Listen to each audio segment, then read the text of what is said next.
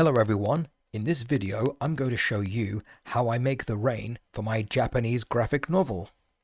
Let's get started. When I make the rain for my graphic novel, I use black ink. Now in this instance I'm going to be using a very thin brush, just like this, a very thin line. I'm not sure if you can see it, but it's very thin, very it's like a little line. Okay, it's ideal for thinner lines. Just to show you what I'm going to do. So these are for the early stages of the rain. So I'm just going to dip this brush into the black ink like this, and get rid of the excess here on the edge, and just make some swooping motions to that. Like, don't put too much thought. Don't overthink it. Just do it and see how you feel. And be sure to use newspaper underneath your paper, because you don't want to put it on your table or your floor, what have you. And there you go, just do that. See what you can make out of it. And see, as you can see, you can sort of, I'm not sure if you can see it here, but you see these little brush strokes? When you digitize it, it has a sort of water dispersing effect.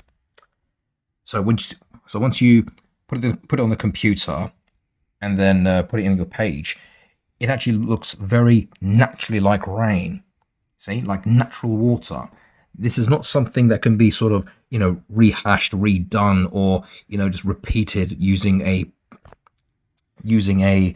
brush in Photoshop or Illustrator. This is natural ink, like natural, a real life liquid, just splashing it onto that paper, just to give you that effect. You see? It just cannot be repeated. You get a different result every time, and it looks amazing. And once you put it on your comic book, it looks real. Now, for the heavy rain, I use lined paper. Now, the lines are a bit faint. What I do is, when I scan it in, I can sort of tweak the image in Photoshop so I can make the lines disappear, and it makes the black lines stick out. Now for this, I use black ink, same as before. Instead of this thin brush, I use this one here. It's slightly thicker, but it's still very pointed. It's a very ideal perfect little brush for calligraphy. A little brush here. So dip it in here, as you can see there, like that. And I just gently draw the lines along here.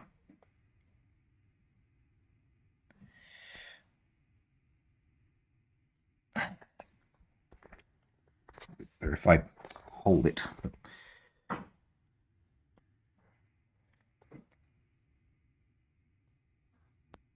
we go, like that, see? Now, what you notice here is that the sort of, you get these little smaller lines coming across. You really get this little, water fading effect, like really falling effect. And you can make this, you can digitize it, makes it look realistic, and makes it, it's more natural looking appearance.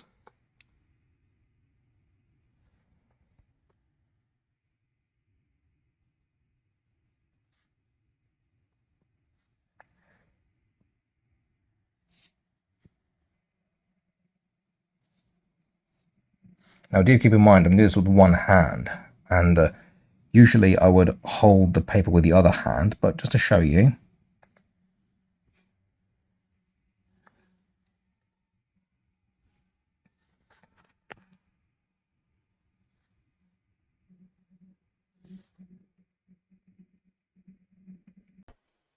Going nice and gently.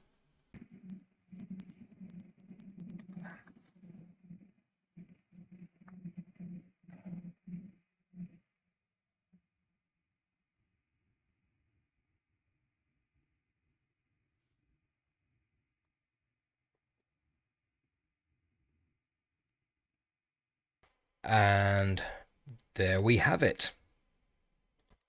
Now, here's a quick tip. When you work with paint, it is very easy to get mixed up with your mixing jar and your drink. You don't want to dip your brush into your beverage or spill it by mistake. So it's better to move your drink away from the workspace, preferably in a corner of the room. That way you can concentrate on your work, so when you want a break, you can have your drink in a different location.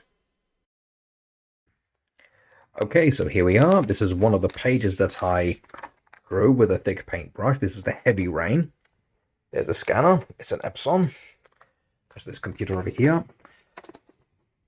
As you can see, as you probably noticed, that I have increased the levels of the black ink, and you can just barely make out the lines of this lined paper. So I made it fade out, make it more white in order to make the black ink stick out more.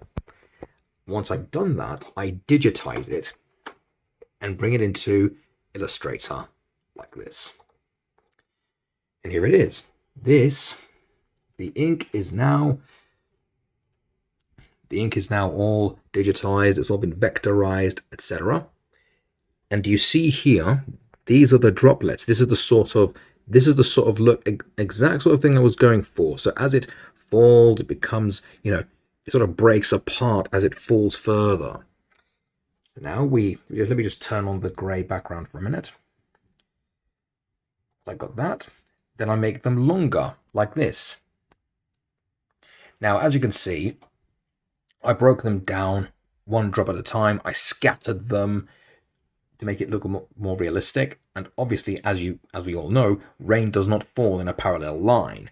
So I, once again, picked random bits and pieces from here and there, and I scattered them like this to create this effect. All really long diagonal lines, throwing them around. Some are going that way, others are going this way, others are going in other direction. They're all going down, and it's heavy. And look at this. Then these are all the captured brush strokes, all coming down to give this whole chaotic drop effect. But this is, and to show you the finished result, you get this. This is the rain, the completed result, because it's raining at night. And this is how I make the rain scenes in my graphic novel. Now, in case you're wondering where I got my ideas from, well, the first thing that comes to mind is Frank Miller's Sin City. This is his book 1, The Hard Goodbye, and I just love the black and white artwork. I mean, he likes the film noir, and I enjoy film noir as well, only I prefer Japanese movies. And he makes film noir, he presents it perfectly in his, he just makes everything black and white. There is no grey, nothing in between, and he just shows the shapes and the patterns perfectly. And what he does, and I love the way he does the rain, and it just looks beautiful. And I thought, yeah, you know what, this artwork is so good, why not do it here? Why not do it for real? Instead of just using a plugin from Photoshop or Illustrator or whatever, just do it for real. Just get some black ink, splash it on paper, just draw the lines and then digitize it and just create this realistic looking rain effect. And as I mentioned earlier, the rain isn't going in some parallel line. No, they're all scattered, and they all look like this. And the silhouette does the job for you. You don't need to just sort of draw every individual line, if you know what I mean. You just spread it out, just scatter it out, and it just looks amazing. And what also inspired me was Akira Kurosawa. He likes to film rain. He likes to film weather. Okay.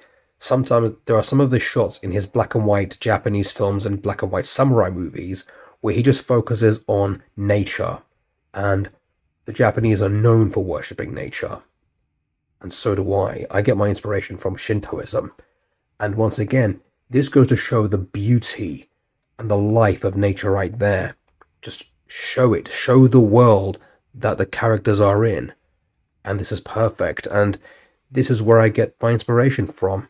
So, Frank Miller's black and white movies from film noir. I get my inspiration from black and white Japanese samurai movies, black and white Japanese movies. So, this is where I get my inspiration from, and this is how I learn. I learn from the best. I thoroughly recommend Frank Miller's graphic novels, and I recommend Akira Kurosawa movies, or pretty much any movie with Mifune Toshiro in it. Thank you for watching. Take good care of yourselves.